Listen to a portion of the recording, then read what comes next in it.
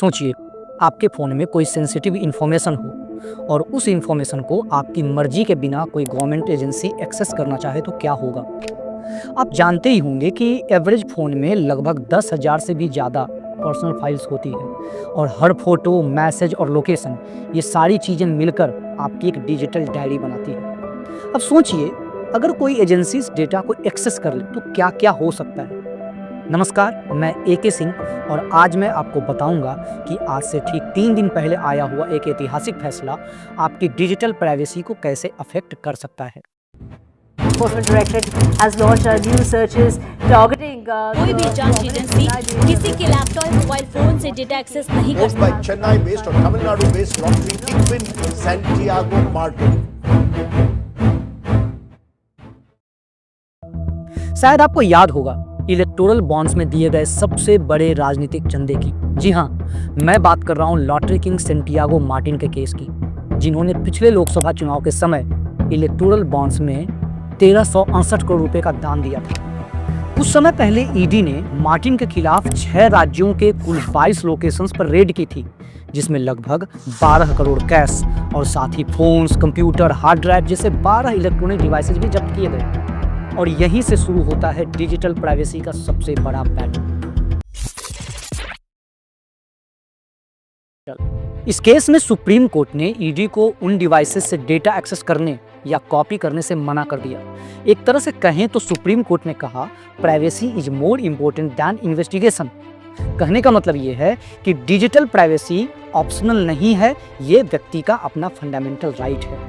अगर इसे अच्छे से समझा जाए तो यहाँ मोबाइल फ़ोन सिर्फ एक डिवाइस नहीं है, यह आपकी फाइनेंशियल डिटेल्स, मेडिकल रिकॉर्ड्स और पासवर्ड जैसी डेटा का स्टोरेज भी है। अब सवाल ये उठता है कि क्या एजेंसियों को बिना किसी गाइडलाइंस के ऐसी डेटा का एक्सेस करना सही है। यह मामला सिर्फ सेंटियागो मार्टिन तक सीमित नहीं है। ऐसा ही एक केस था रोना विल्सन का। इस केस में 22 महीने तक इन्वेस्टिगेटिव एजेंसीज के द्वारा उनके डिवाइसेज में एविडेंस प्लांट किया गया। आप ये सोचिए, अगर ऐसा आपके साथ हो तो क्या होगा। इसके लिए आपको समझना होगा इसके पीछे के लीगल फ्रेमवर्क को। हमारा कॉन्स्टिट्यूशन आर्टिकल 20 क्लॉज 3 के थ्रू हमें एक पावरफुल राइट देता है। कोई भी एक्यूज्ड पर्सन खुद के अगेंस्ट एविडेंस देने के लिए फोर्स नहीं किया जा सकता।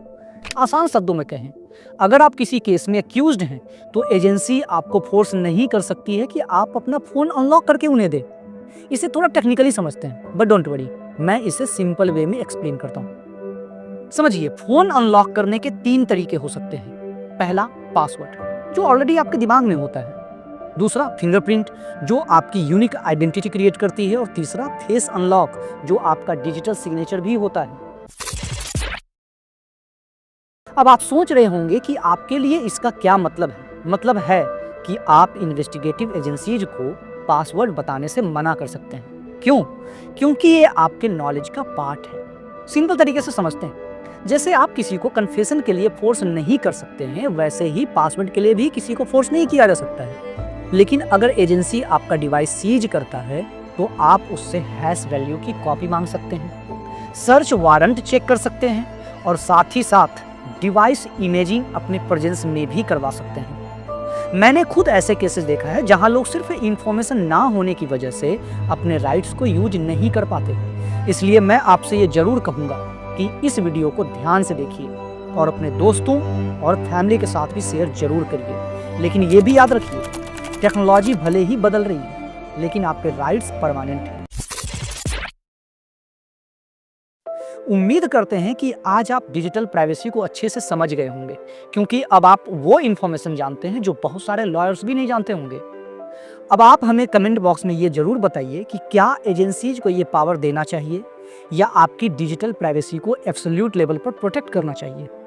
And now stay informed, stay protected. मैं AK सिंह आपके लिए ऐसे ही वीडियो लाता रहूंगा। धन्यवाद।